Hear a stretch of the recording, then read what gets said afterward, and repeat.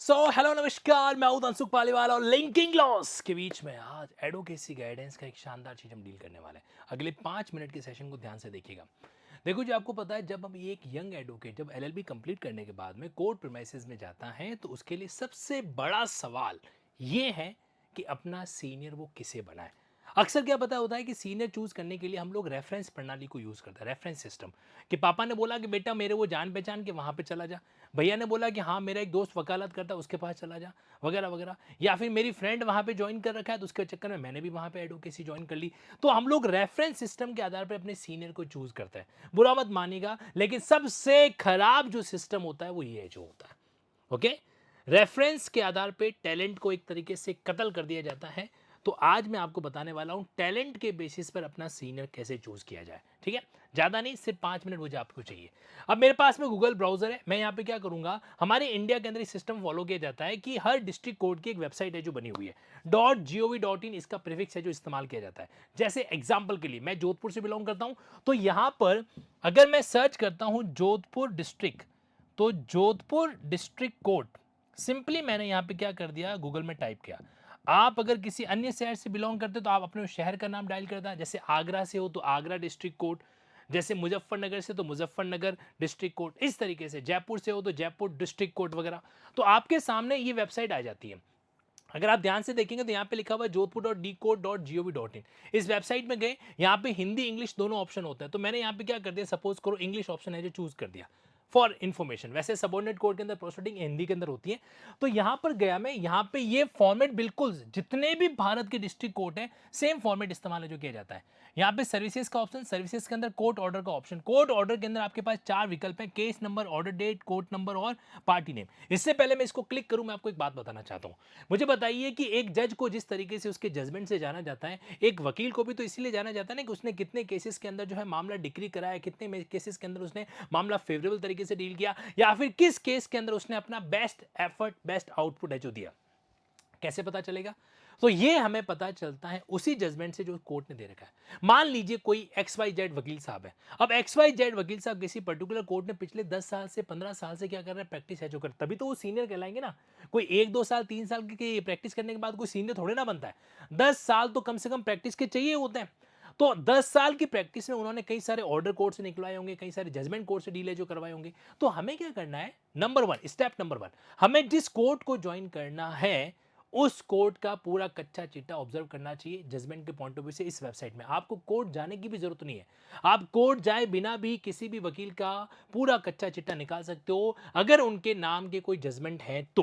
कैसे, देखो, अब आपको क्या करना है, सर्विसेज ऑप्शन को यूज करते हुए कोर्ट ऑर्डर में ऑप्शन होता है ऑर्डर डेट का। भाई हमको केस नंबर नहीं पता है ना, मान लीजिए हमको कोर्ट नंबर नहीं पता, पार्टी का नाम भी नहीं पता, तो इसमें ऑप्शन रहता है ऑर्डर डेट का। ऑर्डर डेट में जाइए, यहां पर आप सिंपली क्या कर लीजिए, जैसे मान लो कोर्ट इस्टेब्लिशमेंट, आपको जिस कोर्ट को चूज करना है उस कोर्ट का नाम आप यहां पे मेंशन कर सकते हैं। अब ये तो आपको पता होना चाहिए ना कि हमारे आसपास कौन कौन से कोर्ट है, ये भी नहीं पता तो फिर तो एलएलबी के अंदर जो है मामला गड़बड़ हो सकता है, ठीक है। तो यहां पर मान लीजिए आपने कोई भी कोर्ट जो है चूज कर दिया। अब इसमें इतने सारे कोर्ट है जो आ रहे हैं, तो अब ये जोधपुर के कोर्ट के अंदर जो है इतनी सारी लंबी चौड़ी यहाँ पर मेरे पास क्या है, लिस्ट है। तो अब मैं इसमें रैंडमली चूज कर, मान लीजिए कि मेरे को डिस्ट्रिक्ट कोर्ट में वकालत करने वाले किसी एडवोकेट साहब को अपना सीनियर बनाना है, तो मैंने DJ ADJ Jodhpur district headquarter ये चूज कर दिया, ठीक। ये कोर्ट स्टैब्लिशमेंट का नाम। यहां पर मैं क्या करता हूं, रैंडमली कोई डेट डाल देता हूं। सपोज करो मैंने डेट डाल दी कि 1 जनवरी से लेकर हमारे पास में 8 मई जो कि आज की तारीख है उस तक जो भी जजमेंट आ रखा हो वो सारे मेरे को दिखने चाहिए। EV663 ये मैंने क्या कर दिया, जो कैप्चा है वो डाल दिया। कैप्चा इसलिए डाला जाता है ताकि कंफर्मेशन आ जाए कि आप रोबोट नहीं हो। अब आप देखिए यहाँ पे सारे के सारे जजमेंट जो है ना वो आगे मेरे पास में, ठीक है। तो अब ये आपके केस का टाइप क्या है, तो इसमें मेंशन किया हुआ है सिविल है, बेल एप्लीकेशन है, वगैरह क्या क्या आ रखा है। तो ये सारे के सारे, इसमें लोड मोर का ऑप्शन भी है, इसको क्लिक करोगे तो रिमेनिंग वाले वो भी आपके सामने आ जाएंगे। तो आप देखिए इतने सारे और भी इससे पहले भी जा रहा है। अब इनमें से आप चूज कीजिए जजमेंट। जैसे उदाहरण के लिए आपने ये जजमेंट चूज किया, ये वाला, दिस वन। अब इसमें हमारे सामने ये पूरा का पूरा जजमेंट आ गया, ठीक है। अब आप देखो ये केस है SBI वर्सेस शारदा देवी का।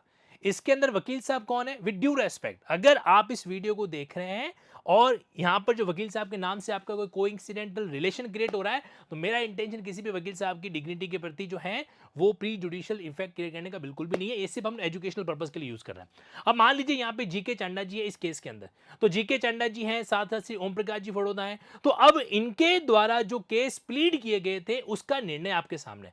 आप क्या करो कि जितने ज्यादा से ज्यादा हो सके उस कोर्ट के जजमेंट को देखो, उस कोर्ट के जजमेंट को ऑब्जर्व करो कि वहां पे वकील साहब का रोल किस तरीके से है जो रहा।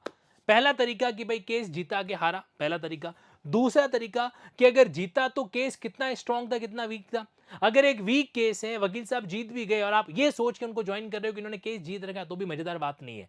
और अगर कोई स्ट्रांग केस है और वकील साहब हार भी गए लेकिन उन्होंने अपना एफर्ट पूरा डाल रखा है, तो इसका मतलब ये नहीं कि वो वकील साहब कमजोर वकील साहब है। इस बात को हमेशा याद रखना। मेरी इस लाइन को है ना वापस थोड़ा रिपीट करके सुनिएगा, ठीक है?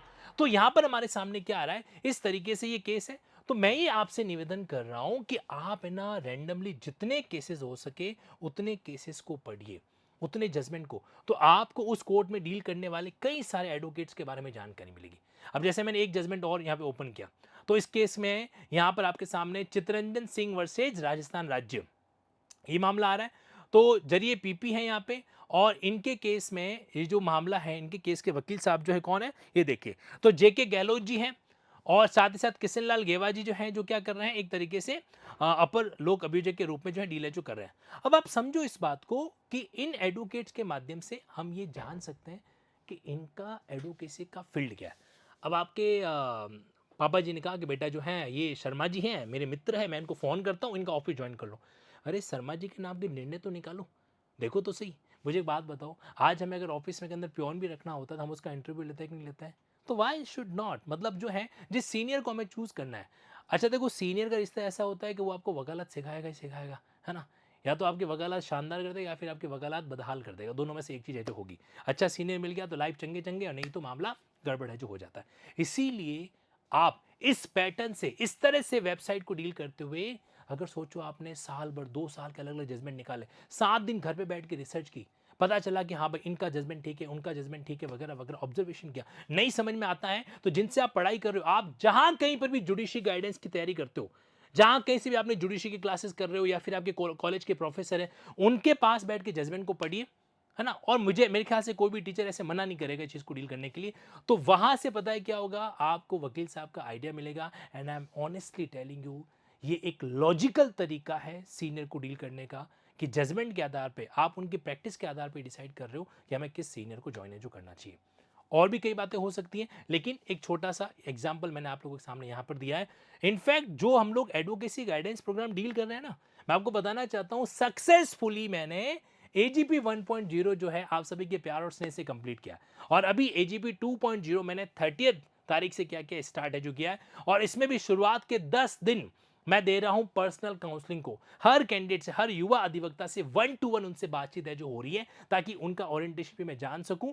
और फिर 12th को मैं क्या करूंगा, एजीपी 2.0 का पहला लेक्चर आप लोगों के सामने डीले जो करूंगा, राइट? अगर आप इस सेगमेंट से कनेक्ट होना चाहते हैं तो या तो आप इस क्यूआर कोड को यूज कर सकते हैं, या फिर इस वीडियो के अंदर डिस्क्रिप्शन दे रखा है एजीपी 2.0 का, इसको ज्वाइन कर सकते हैं। 3 मंथ का सेगमेंट रहेगा जहां पर वकालत के हर प्रैक्टिकल एस्पेक्ट को गहराई के साथ, साइबर क्राइम वगैरह प्रॉपर तरीके से डील करेंगे। क्लाइंट से लाइजनिंग कैसे होती है, हमारे जो कलीग्स हैं उनसे कैसे बातचीत करना, सीनियर के साथ कैसे डील करना, office management, court management and many other thing.